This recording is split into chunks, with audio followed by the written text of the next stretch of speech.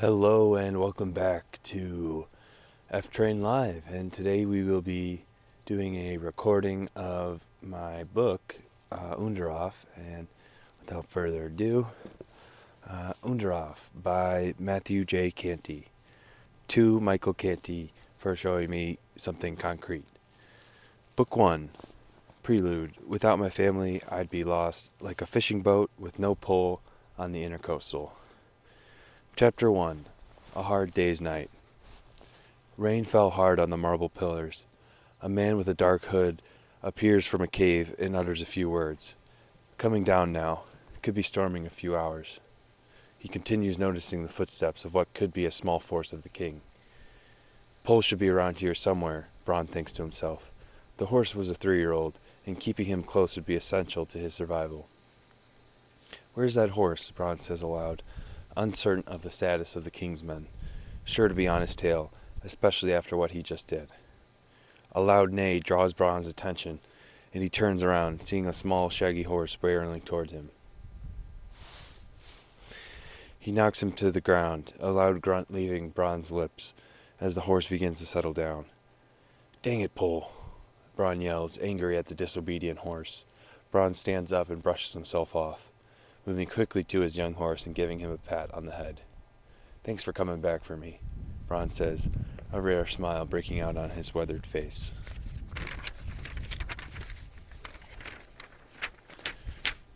The horse neighs, still a bit rattled after recent events. He needed to get back on the road. The king's men could still be close, searching for a traveler like himself. Where is he, dang it? The king will have our heads for this. Bronn hears the loud shouts of about a dozen men, and the light from their torches was lighting the trees around Bronn and Pole the horse. There he is. Get him, men. They've spotted Bronn, and now he must make a choice to hop on Pole and try his chances on the dirt road near him, or stand and fight the dozen men running at him now, swords drawn. It's time for you all to die, Bronn utters, turning to face the stampeding men. Pole, not one to be left out of a fight, gives his shaggy head a sudden toss and stamps his front hooves into the ground, menacingly staring down the mob. The soldiers and weathered traveler named Bronn, with his trusty horse, engage in a bloody first strike. Bronn, holding a midnight sword in his hand, thrust his sword through the first man, ending his life in one savage strike. He was outnumbered, though, and he had to make a decision fast if he wanted to save his own life. Pole, here! Bronn screams to his shaggy horse. Hearing him, Pole ran to Bronn, and the man hops on, quickly hitting the side. He quickly hit the side of the horse with his foot. Now, Pole, if we can make it to the tree line, we'll be safe. Bronn shouted. Pole, reaching his stride now, galloped confidently towards the first of the trees. The soldiers, reeling from their encounter with the seasoned warrior, point to the man and horse, screaming, "Get them!" A few archers take out their bows, string the arrows with fast fingers, pull back and release a small volley towards the escaping warrior. Bronn ducks quickly, the heavy arrows flying over his head, narrowly missing Bronn and thudding soundly in the tall oaks on the forest line. The tree line. Almost there now, Pole. Bronn hurries the shaggy horse on. Pole's head reaching the tree line now. Back with the soldiers, they say to each other, "Where'd that dang thief go?" Wondering where Bronn the warrior has disappeared. Outpost should be around here somewhere, Bronn thought quickly to himself, holding the tan satchel with his stolen treasure close to his chest. Meanwhile, the king's swordsmen were racing through the forest, hoping to catch the man with the midnight sword who had just killed their friend. This dragon egg he was carrying could mean a whole turnaround for the resistance. He was not out of the woods yet, though, and with the king's men breathing down his neck, he needed a lifeline, and fast. Pole the horse was breathing heavily, his shaggy head moving up and down quickly as he carried his grateful master through the dense forestry. It's not far now, Pole, Bronn says encouragingly to his faithful horse. He sees it now. The flag for the rebel outpost jutted proudly from the forest like a totem pole out of the beach. Lower the gate! Lower the gate, now! Bronn yells through the forest tops as he approaches swiftly from the tree line.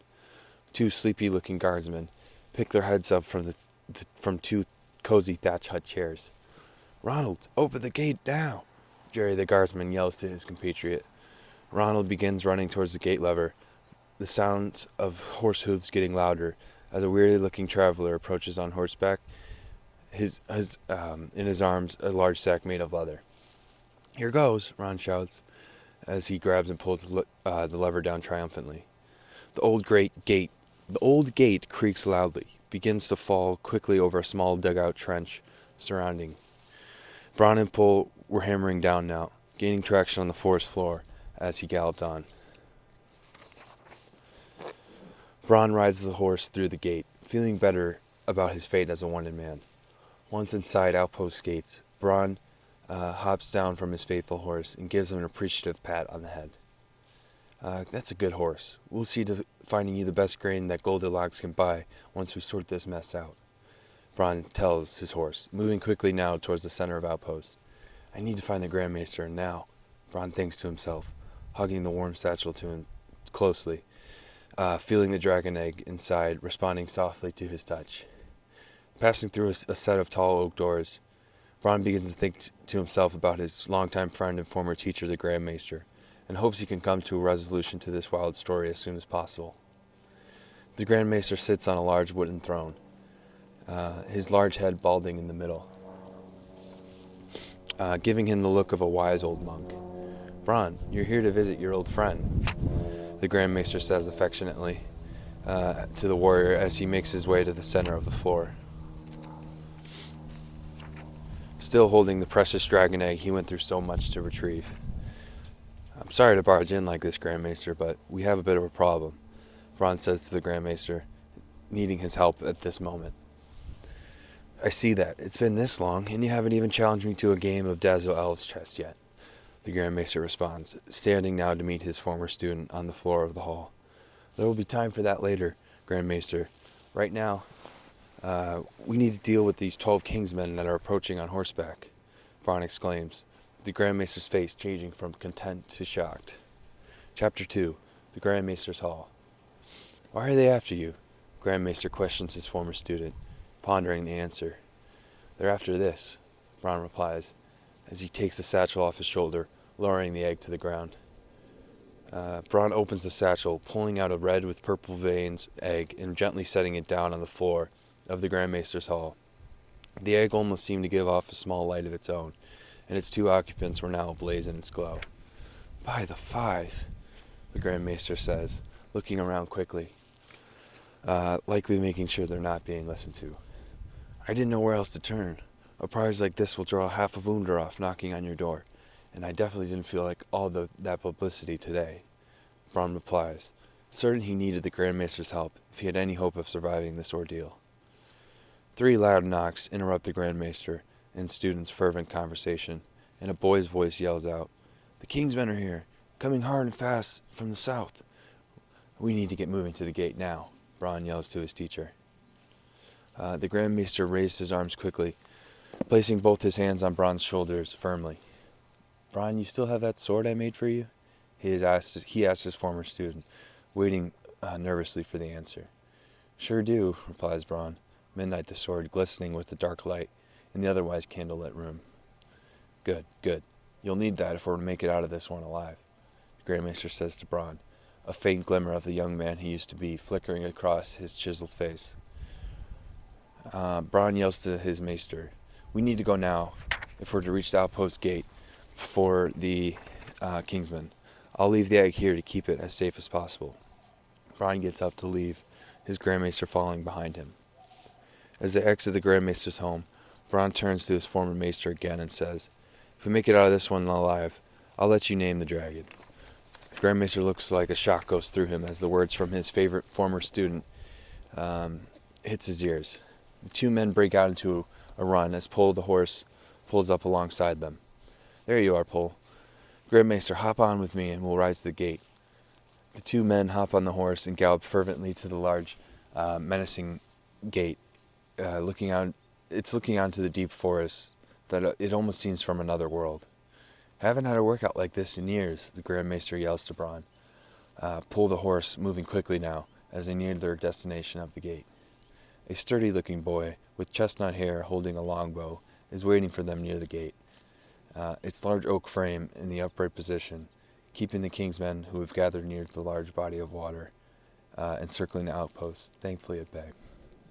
Bronn speaks in a hurried tone. I told you, Grand Maester. The king's men are after me, and this time I don't think I can ask them nicely to leave. The Grand Maester hears the news with a somber face, preparing for the coming battle sure to come. In the distance, a king's man yells, Give us the dragon egg now, heathens, or ye shall face the full force of the king's wrath.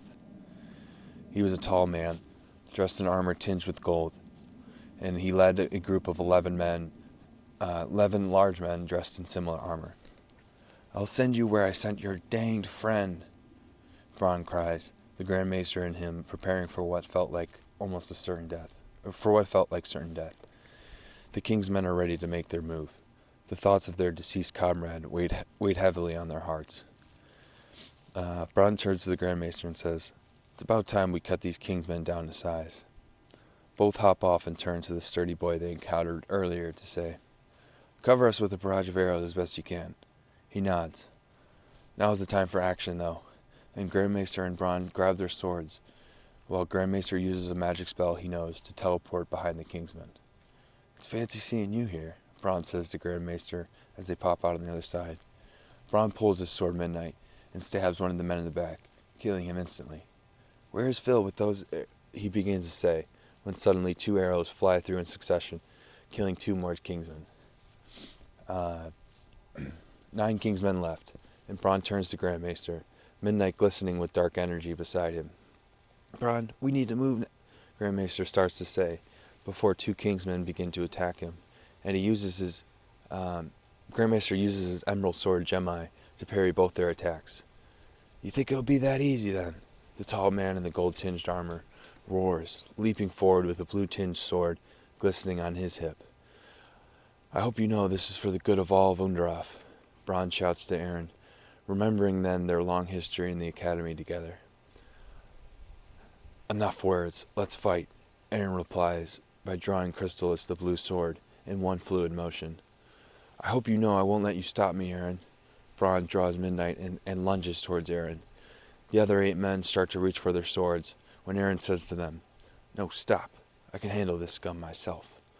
Whilst holding Crystallis out in front of him with both arms, Aaron steps forward. Bronn steps forward with Midnight still in his hands. He says to Grandmaester as he walks away, Don't forget about that dragon deal now. Grandmaester readies his green sword and says, Thank you, young man. We will defeat these vermin if it's the last thing we do. Bronn knows what must be done now. In a quick and brutal swing, he goes for Aaron's left leg, slicing a wound. I see you want a real fight then, Aaron says now. Bronn readies himself, Midnight firmly clasped in his hands. King Danvon, for you, he yells. Aaron steps forward and makes a quick, brutal slice towards Bronn's throat. This isn't looking good for Bronn, Grandmaester thinks to himself, as he watches from the heavily forested floor nearby. Bronn parries the slice, narrowly escaping an early death. I see you're out for blood today, Aaron, Bronn says confidently, thrusting Midnight forward, giving Aaron a deep cut on his left arm. Grandmaester clutches the green sword and thinks to himself, Step in or let Bronn take care of this himself. Bronn steps forward, readying himself for a serious attack towards Aaron. Look at you. Aaron begins to say, when all of a sudden a green-colored blast of plasma light flies, hits Aaron in the neck, ending his life instantly. Bronn stands there shaking with uncertainty. The 8 other men turn to themselves and comically point to the tallest one left and say, You gotta talk to him. This isn't worth losing our lives over. Vlad the Pale, apparently now the leader of the remaining Kingsmen, nods and says to Bronn and Grandmaester, and says to his compatriots, I'll talk to them and see if we can't arrange a deal. Vlad walks towards the seasoned warrior and his elderly compatriot and says, I see you've bested Aaron the Strong in combat. That's very impressive of you. Bronn stands with confidence, Midnight shining confidently on his hip. Aye. And I'll defeat you too, Vlad, if you make any sudden moves. Vlad stands back, feigning a hurt expression on his face. Nothing of the sort, Bronn. I'm simply here to parlay a deal with you and your elderly compatriot. Certainly not trying to incite any more violence. We'll let the rest of you vermin, Bronn replies with, we'll let the rest of you vermin survive, if you leave the outpost and never return, Bronn says, while pointing Midnight directly at Vlad.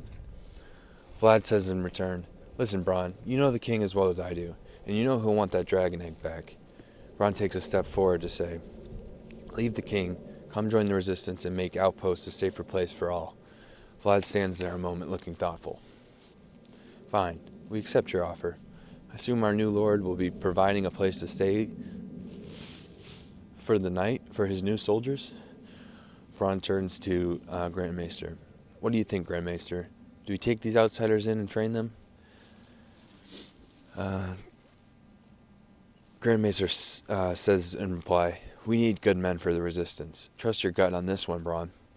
Bronn turns to Vlad with an outstretched hand, saying, from this day on, you'll be a soldier serving the resistance with the mission to take down King Damphon. What do you say, Vlad? Vlad stands there, a steely look in his eye. Accept your terms, Bronn, and you shall now be known as Destroyer for taking down Aaron. Bronn stands there with a cocky grin, then turns towards Grand Maester and says, well, how about that, Grand Maester? Now we both have some flashy nicknames. Grand Maester replies, don't start now, Bronn. We have business to attend to. Bronn takes a few steps towards Grand Maester and says, sounds good, sir. Let's use teleport magic to get back to Outpost and check on our progress. Grand Maester says in reply, that sounds fine, but shouldn't you send Vlad on his way? Good point. Bronn says to Vlad, we need to return to Outpost for now. I expect you and the Legion men to be at Outpost as soon as possible. Vlad stands at attention, giving a quick salute and saying in reply, the soldiers will be at the Outpost post-haste, then runs back towards the 7 waiting men, leaving Grand Maester and Bronn the Destroyer alone with the corpse of Aaron nearby. This corpse is already beginning to attract flies. Bronn says to Grand Maester, let's take Chrysalis for ourselves and make it back to Outpost. Grand Maester nods, readies a teleportation spell, and grabs Chrysalis off Aaron's body. Grand Maester grabs hold of Bronn and says to him, ready or not, and teleports them back to the Resistance's outpost. Suddenly, Bronn and Grand Maester were back at Outpost Gate, and the sight of Pole and Phil were a sight for sore eyes. Fancy seeing you two here. Have I told you of my new title, Bronn the Destroyer? Bronn says jokingly to his friends. With a turn of his head, Pole looked at Bronn affectionately and neighed loudly, running up to Bronn and nuzzling his soft fur in Bronn's hair. Whoa there, boy. I miss you too. Was Phil taking good care of you? Phil stands up, quickly leaning on his bow, and says to them, nice to see you back in one piece. How did our friends the Kingsmen take to our welcome outpost party? Bronn stands and says, well enough, I suppose. They're part of the resistance now, and they'll be essential to our fight against King Damphon and his snow-white dragon Grey Winter. Phil looks Bronn in the eyes and says, what about your little mission to King Damphon's castle then? That didn't have anything to do with the 12 Kingsmen breathing down the outpost's neck, does it? Bronn replies, listen, Phil, all will be explained in due time. Right now, we need to get back to Grand Maester's home as soon as possible. Phil grips his longbow, turns to Pole and says, then you better hop on Pole with the Grand Maester now and get back there. I'll meet you both there. Grand Maester and Bronn both hop on Pole, and as they depart towards the center of Outpost in Grand Maester's home, Bronn yells back to Phil, you'll see. With my new dragon and the support of the Legion men, King Damphon's days will be numbered. Chapter 3. Hope for the people of Algasia. Hope for the people of Underaf. We're almost there now, Grand Maester. Bronn yells as Pole reaches the oak doors of Grand Maester's humble home. Best check on that friend of ours, Grand Maester says knowingly, turning to Bronn. True, Grand Maester. I think it'll hatch soon, Bronn says back. The pair jumped off of Pole and headed into the house where the sight of the egg was a sight for sore eyes after all they'd been through. Grand Maester, did you see it move just now? Bronn asks. The Grand Maester begins to respond. Not sure, Bronn. A sudden beam of red light is thrown from a crack in the egg, and the room is suddenly engulfed in red light. Bronn cries out, Grand Maester! When all of a sudden, the light is gone, and in its place a small red dragon stands where it once laid, red eggshells surrounding it. The dragon looked around the oak table intrepidly. "Wow, dragons sure do learn quick, huh, Bron?" Grand Maester says, proudly gazing upon the small red-winged creature. "Careful, Grand Maester. We don't know this magic, and there's still much to learn about it," Bron says, carefully reaching his tanned hand out to the sly creature, now rubbing its horned face into the wooden table. "Ah!" The red dragon maws quietly, a small burst of flame bursting from him in a puff. "Been eons since we've had a dragon tamer," Grand Maester says, taking a few steps back as a small red dragon creeps closer to Bron. "Indeed." Suddenly, bright lights and colors fill Bron's head as his mind is teleported away from the Grand Maester's hall, and his presence is hurled forward through a dark tunnel towards a white light at the end. Chapter 4. Bron's Decision. Bron's breath leaves his body as he lands face first into the water of a darkened room, only adorned with 2 torches at the end. "Where's the..." Bron is interrupted as a fledgling dragon bursts into the room in an eruption of red flame. The red-scaled dragon lights down onto the ground of the damp room, cawing and roaring softly as he lets out bright red flames. "Now where the heck... Oh, where did you..." Bron is interrupted as the fledgling launches himself at him, suddenly ending the vision as everything snaps to black. "Bron! Bron!" the Grandmaster yells at Bron as he rises slowly from the wooden floor of the Grand Maester's hall. The dragon is still on the table, now chasing his tail clockwise, growing ever more restless. "I gotta claim this dragon. Ain't gonna be me. I'm too old for that now," Grand Maester says, his light gray eyes reflecting the torchlight in the halls in a most spectacular fashion. "I guess it's gotta be me then," Bron says, slowly, uncertainly, rising from the wooden floor and standing on his own 2 feet. He reaches his hand out slowly to the fledgling dragon, already raising his nose to Bron's outstretched hand. The red dragon closes the distance, settling his small nose into Bron's tanned hand. Suddenly, a bright red flash of light goes through Bron's mind, and a youthful, friendly toned voice speaks to him. "Hi, Bron," the dragonling speaks, his voice like a babbling brook. The bond between dragon and tamer was final now. The red ink tattoo of a dragon tamer spread all over his left arm. The rose petal design striking the Grand Maester as different for a tamer tattoo. "Our bond will be strong. Our bond will be a good one," Bristle says, his voice sounding very clear in his head. Grand Maester exclaims loudly, "By the 5, Bron, you're the first dragon tamer this world has seen in over 1,000 years." Bron examined his new petal tattoo closely. Now was not the time to admire the handiwork, though, as Bristle the dragon was now stretching his wings on the ancient oak table in Grand Maester's hall. "Bron, this could become an issue. I know we have the Kingsmen on our side now, but there's still plenty of mercenaries and outposts that would kill for the chance at stealing the first newly hatched dragon Underaf Kingdom has seen in the last eon. Grand Maester, please trust me. I know Bristle hatching and the battle with the Kingsmen has been a lot, but please go with this for now," Bron says. The Grand Maester nods, brushing Bristle's head horns affectionately. The crimson dragon stretches his new wings, breathing out a fresh plume of fire. This one was the largest yet. Bristle takes to the air, his red wings, veined with purple veins, strutted proudly from his scaly sides. A loud knock at the door draws the attention of both men, and they turn towards the door of the hall, as a well-dressed man with skin the color of coffee confidently walks through the door, places his sword and shield adorned with a crimson sun by the door,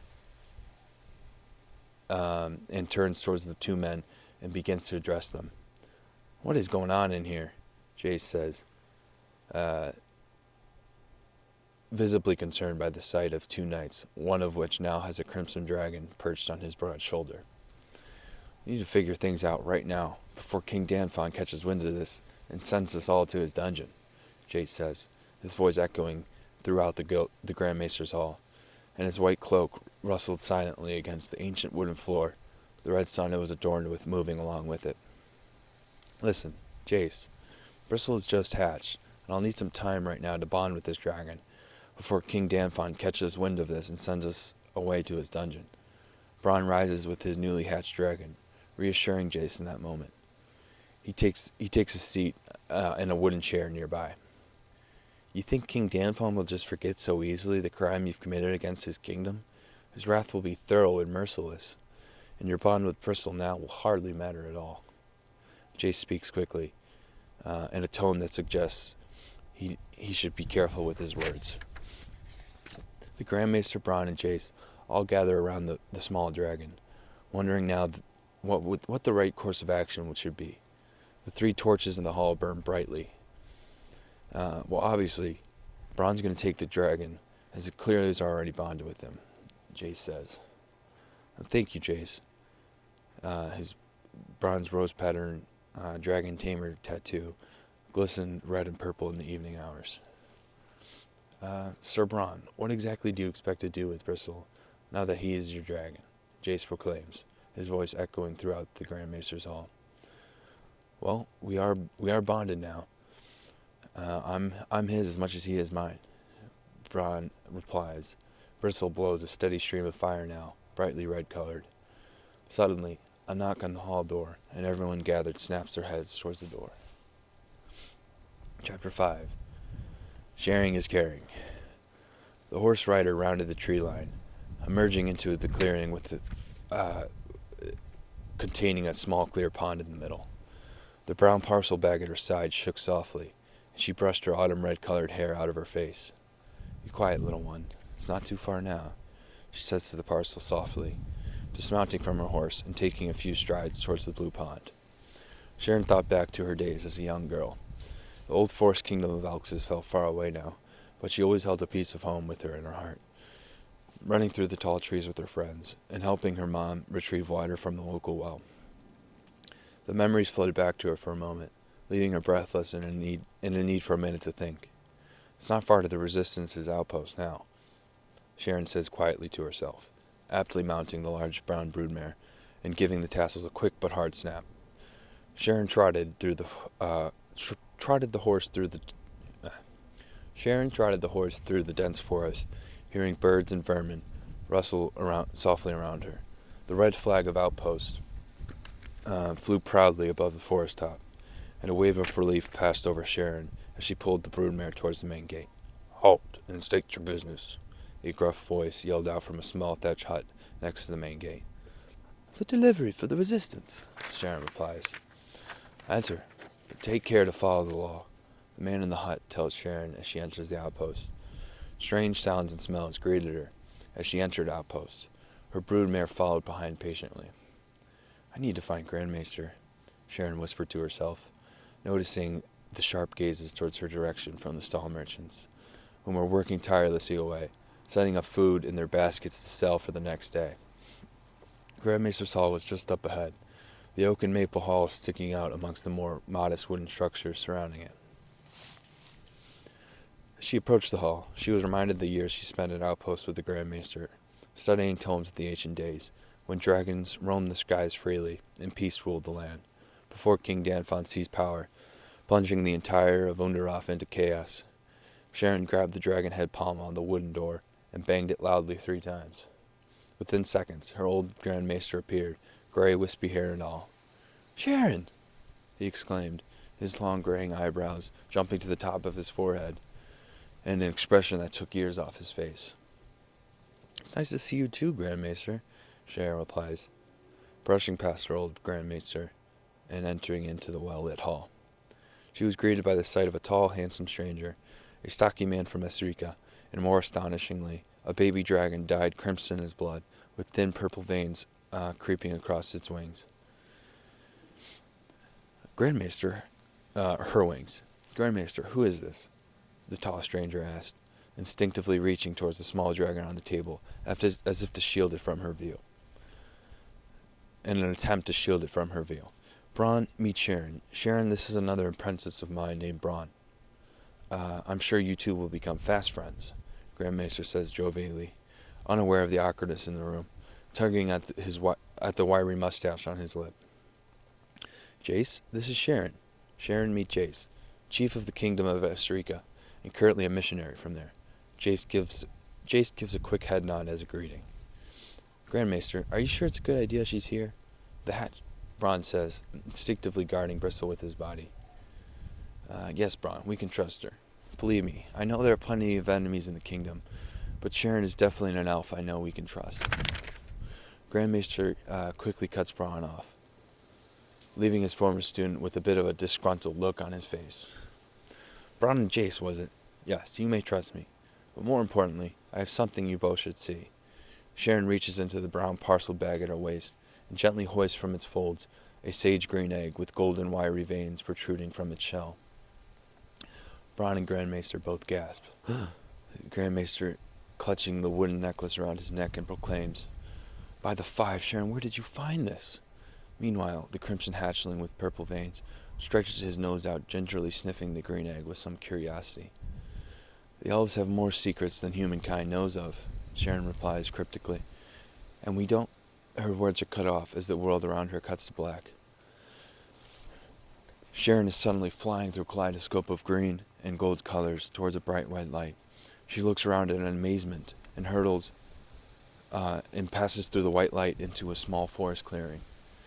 Waiting for her there is a magnificent green-scaled dragon with golden veined wings and golden horns protruding down his spine. Greetings, Sharon.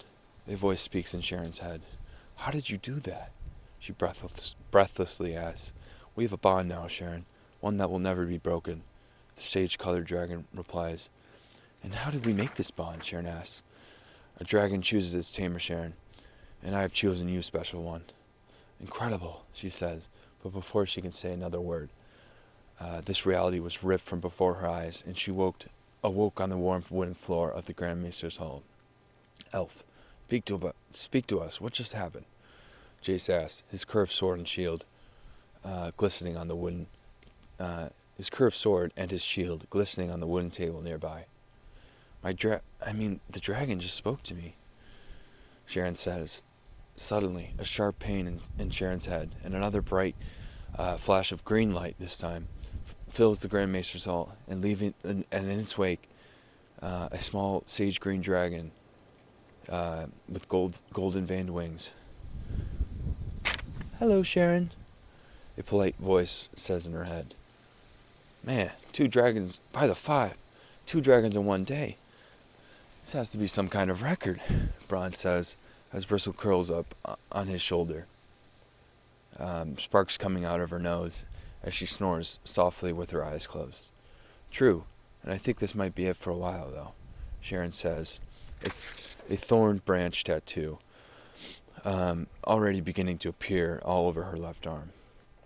I'll call you Emeraldo, Sharon says, as he climbs up Sharon's arm, and also perches himself on Sharon's shoulder. Bristle the Dragoness and Emeraldo the Dragon. By the 5, it's like we've entered the ancient times again, Grandmaster says, astonished, sinking back into his modest oak chair. Suddenly, 3 loud knocks on the door prise everyone's attention towards the maple door towards the oak door at the front of the hall, and a voice rings out. King Danfon has sent more men. They're gathered at the front gate, and they say they're here for the king's stolen treasure. Phil's voice can be heard even through the thick wooden door, spreading him apart from the other party. Looks like the king is not going to forget this slight very easily, Jace says to the gathered group, picking his sword and shield up and leading the small group out into the open air. Chapter 6, Assault on Outpost. The group of men and 1 elf walked swiftly towards the main gate, already seeing the decent-sized host gathering outside the walls. As they reached the outpost gate, a nasally voice bounced off the water. Return the king's treasure now, or suffer the consequences. He was a short man with a rodent-like face, and he led a host of 7 knights, all dressed in chainmail armor. We'll lose our lives before such a day comes, Bronn shouted back, as Jace readied his sword and shield. Phil lifted his long bow, and Sharon, with her dragon Emeraldo, set their face with angry expressions. All right, I'll teleport us to the top of the wall, and we can begin our attack from there, Grandmaster says, a teleportation spell in his right hand. Jace, Phil, Bronn, and Sharon all grab hold of a different part of the Grandmaster, and instantaneously they are teleported to the top of the wall. All right, good. We're here. Time to begin our assault, Jace says, taking out his own bow and drawing an arrow. That sounds like a plan, Jace. Jace and I will cover you three while you begin the attack on the king's host. Excuse me. Phil eagerly draws an arrow into his bow. All right, I ain't have much magic left, so this will be the last teleportation spell. I better make it count, Grandmaster says, teleporting himself, Sharon, and Bronn to about 20 yards away from the king's host. Arrows rain down on the king's host from above, thanks to Jason Aragorn. Bristle, fly back to the Grandmaster's hall, Bronn says. You too, Emeraldo, Sharon says to her dragon. The green and red dragon hatchlings both take flight from their tamers' shoulders and head back towards the Grandmaster's hall. The Grandmaster begins sending bolts of lightning from his hands towards the Rat Man's knights, killing 2 of them instantly. There were still 6 knights left, though, meaning they were outnumbered. Sharon unsheathed a short sword from the scabbard at her side, and moved swiftly and nimbly towards the Rat Man's host. Bronn took out his sword Midnight and brandished it towards the men-at-arms. Kill them, the Rat Man yelled at his remaining knights, and they all charged towards the trio. The 2 parties engaged in a bloody first strike, both Bronn and Sharon taking slices to their forearms. They managed to take another 2 knights out, though, executing them. The remaining knights began to get scared expressions on their face, and they turned and began to run. Not before more arrows from Jason Phil tore through them, taking another 2 of them out. The Rat Man looked around in horror at the destruction wrought from this group of nobodies. No, this can't be happening. His sentence was cut off, though, as the Grandmaster launched a fireball right at his head that charred him from the neck up, the rest of his body falling to the ground unceremoniously. We did it, Sharon, Bronn yells to the elf, and the 2 quickly hug. Seeming to realize what they're doing, they quickly break apart, both of their faces the color of Bristle, the dragoness. Yes, good job, Bronn, Sharon says coyly. That's 2 attacks from the king we've repelled now. The resistance might actually stand a chance at defeating King Danfon once and for all, Grandmaster says proudly, lowering his hands to his side and letting the fire and electric magic disperse. Let's not get too cocky, Grandmaster. I have a feeling he's saving his best attack for last, Bronn says, sheathing Midnight as Sharon does the same with her short sword. All right, guys, time to return to the hall and plan our next move, Sharon says. Chapter 7, Bristle and Emeraldo. The ragtag group of heroes made their triumphant return to the resistance outpost, making sure to pass through the gate carefully, saying hello to the guardsmen posted out front. The group of 5 passed by the merchant stalls. The group of 5 passed by the merchant stalls, enjoying the smells of fresh baked bread and fish soup wafting over them. They returned to the Grandmaster's hall, where Emeraldo and Bristle were there to greet them, green and red fire bursting from their maws in excitement. It's good to see you two, Bronn remarks warmly, giving his dragon a friendly pat on the head before entering the Grandmaster's hall. Sharon, the Grandmaster himself, and Jace followed behind him. Phil returned to his hut a stone's throw away from the Grandmaster's hall, presumably for some well-earned rest.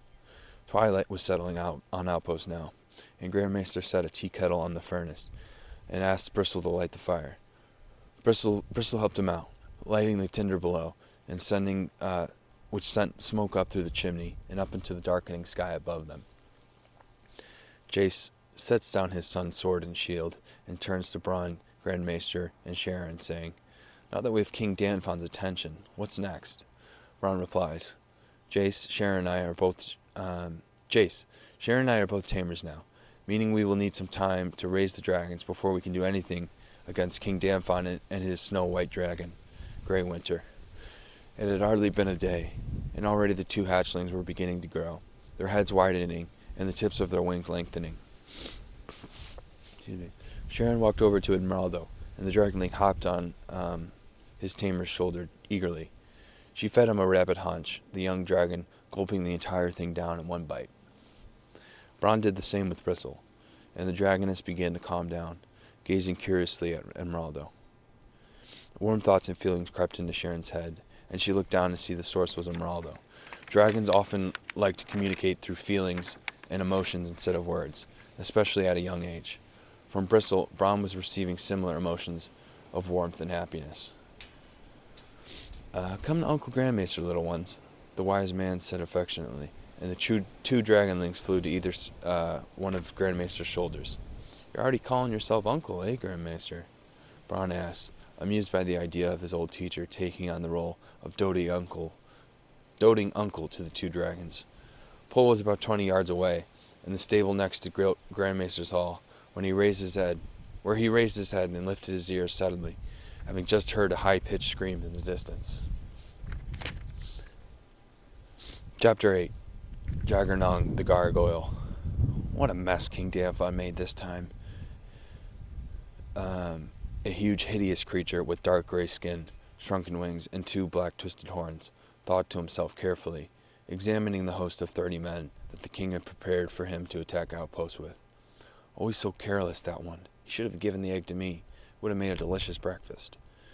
Jaggernon thought again to himself, raising his shrunken wings and lifting himself into the sky. Jaggernon yelled, or in his case, screeched to the host of men that they were moving out. He flew in the sky around the men, watching their torches and swords gleam menacingly in the night. Not far now, and when I get there, I'll make sure to have myself some dragon caviar.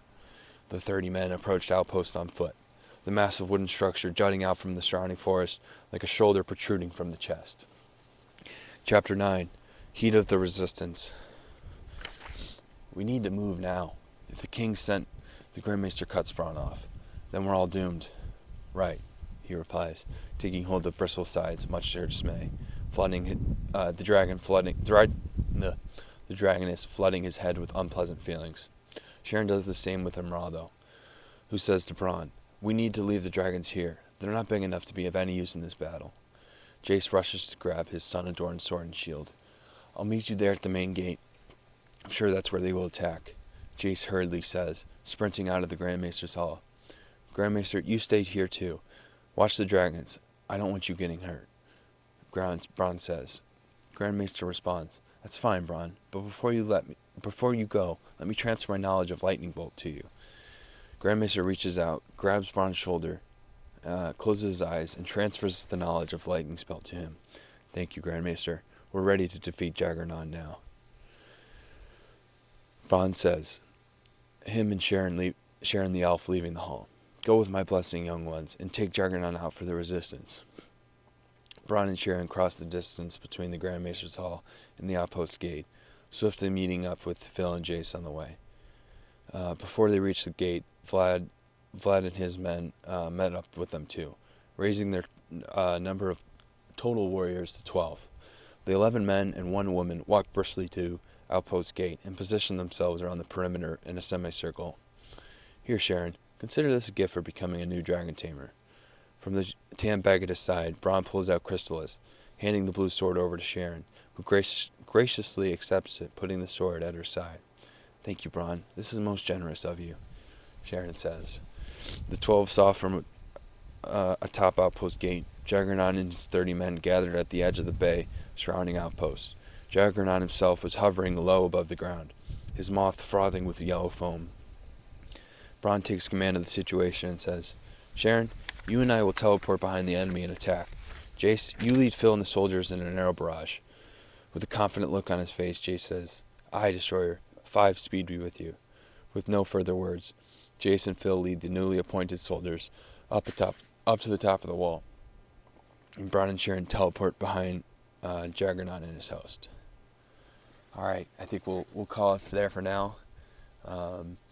Thank you guys so much for listening to Underaf, the ongoing series, and I'll be back for chapter 10 probably tomorrow or later today. Thank you so much for watching. Goodbye.